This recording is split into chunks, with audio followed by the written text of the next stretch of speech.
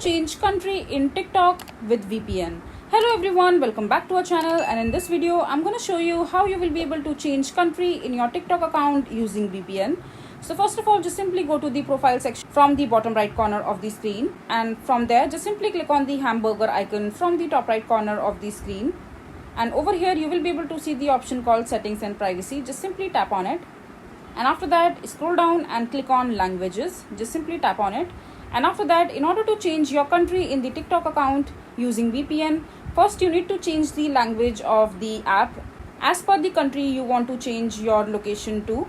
So for example, I want to change my location to the France. So just select the French as your default language in the app itself, and after that you need to download a VPN for yourself. So just simply download the VPN as per your like. So I'm using Winstripe right here. You can use any VPN as per your liking.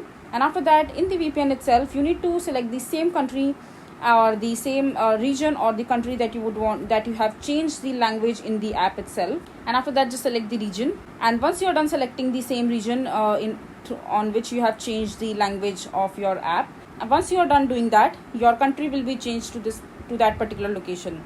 So this is basically how you will be able to change the country in TikTok using VPN.